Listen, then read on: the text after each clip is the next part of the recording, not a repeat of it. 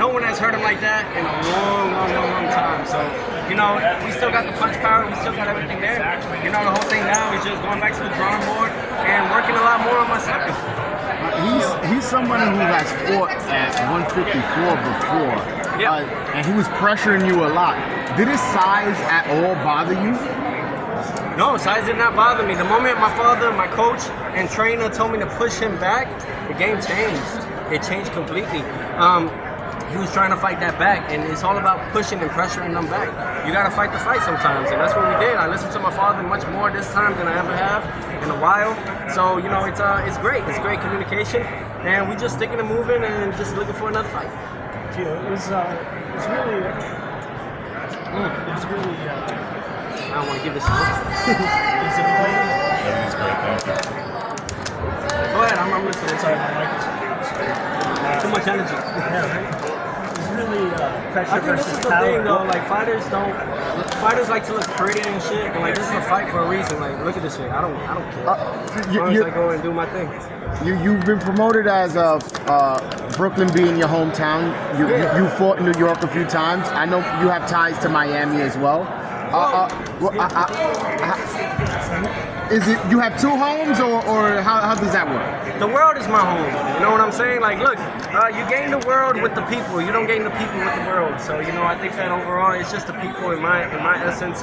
Everywhere we go, we take over. That's Miami take over, New York take over. But remind you guys, I was born in Brooklyn, New York. I'm a Brooklyn-born Broward kid. I started my boxing here at 6 years old in South Florida. So to come back here after 9 years, defending my world titles in front of so many people that love me, hate me, whatever you want to call it, I'm very grateful, you know, so I just like everyone to just accept me for being their champion, and that's it. Congratulations on a very exciting fight against a tough working opponent. What makes you choose such tough opponents when everybody wants to protect their own? The Lord, man, the Lord, I gotta give it to him. You know, I'm someone that likes to test myself, challenge myself. You guys didn't know about Claggett, but I freaking knew him for sure. I knew that it was gonna be a condition fight. And the will, like I said, Muhammad Ali said it best. I think it was him. The will gotta be stronger than the skill, and that's what we showed tonight. We pushed him back, we fought the grind. If I was tired, I know he was more tired, because I worked very hard for this. He's never been 12 rounds before. So we knew we had to break him down, body shots were hurting him. But this is what it's all about, fighting the best, because in case of any opportunity that comes around like that, any other fighter that wants to press me like that, we know how to face that, we know how to get used to that. You know, these other guys don't like to face those type of calibrated fighters. They like to just, you know, face easy fights. What type of statement is this type of fight not representing any of the fighters safe the rest of the He says, I don't care. I don't like. He says, I don't care. I'm here to fight. Like, let's make a fight happen. I don't care how I look. My hand is gonna get raised at the end of it all. I don't care. Like, as long as I get back to my kid safe and sound, this is the fight game. You know, this is what we signed for. You know, and I, excuse me, but I needed that. I needed this a lot. You know, and for everybody else, you know, whether it's 47, 40, you know, Bob said I did well. He don't look too happy. Fuck it, I don't care. Like, I'm your only last star available, and that's it. You know, so you just gotta deal with it. You know what I mean? You gotta deal with it. I am the best. Forget the rest. Tio, when it comes to the scorecards, how did you score it in your mind? Do you think you did enough? Absolutely, Sugar Ray Leonard, he taught us the best. And once you hear those 10 seconds, clack, clack, you throw a lot of freaking punches. You know what I'm saying? That's how you win the rounds. 12 rounds to nothing, 11 to 1. Look at that. No matter how much pressure it was around, we dominated because we knew it. We know how to do it. We studied the primetime fighters. I studied the fighters that came from the 50s, 60s, 70s, 80s, 90s. Not the modern day era. The modern day era, everybody thinks Jake Paul is a great champion. Like, come on. It's crazy. You know, before the fight, you called out Pitbull Cruz. They have similar styles. Do you still want that fight? Oh, fuck yeah. Hell yeah. I'm ready for it, man. I'm excited. Now I know how to face fighters like that even better, on a better standpoint. You know what I mean? Just more conditioning, more track work, and that's it.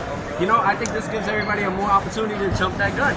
But let's see how they do once we start clacking them up. So, Tio, it seems like when you were on your toes off the jab, you made the fight a little bit easier for yourself. Yeah. Why did you decide to stay in the ropes? Is it just that fighting spirit you wanted to trade with him in those moments? Yeah, you know, it's just in those pocket moments, you know, let him throw, let him miss, let him, you know, whatever it is in the case of that man, like in that essence, just touching that body, trying to find those open shots right in there, and then those uppercuts, man. Those things are catching them like crazy. So I think overall, you know, I like to try different things. It might not be always what I need to do. Maybe I just need to go and stick and move. You know what I mean? But hey, this is what I love to do. I'm 26. I'm still learning in this game. You know, and that's what I like. You have mentioned at the weigh-in that you wanted to fight Terrence Crawford and move up to 47. You also mentioned that in your post-fight interview. Do you still? Yes, I do. You know, in the case, no. My question is, in the case you can't get a Crawford fight, is moving up to 47 still something you want to do, or you want to move up for the right fight? Absolutely, though. These are the type of fights that I want, but like no one's gonna fight like Steve Claggett. There's only one other fighter that maybe might do it just a little bit, and he's smaller, and that's Pitbull. He's at Cruz. But other than that, every other fighter you can think of don't fight that way at all. They all box. Crawford boxes, whether it's orthodox, whether it's freaking southpaw, he boxes. He doesn't really slug in there. So this is why I do these type of fights for a reason. I mean, what else do you guys win one round. No, we know this. But this is what we do. You know what I'm saying? Hey Theo, I like this. Tell us about your words when it came to Tank. You had some words for him. You called him a punk. You called him another word, but you could pick up where you left off. Well, yeah, I'm there, man. You know what I'm saying? Tank, whatever the case is, they haven't faced fighters like this in a long time. Isaac Cruz was the only one and gave him all the way to 12 rounds. And a lot of people feel like he lost. So, for that essence, man, I just think like, hey, Tank, whatever the case be, I love the way it is. Like, God makes me sometimes look subpar.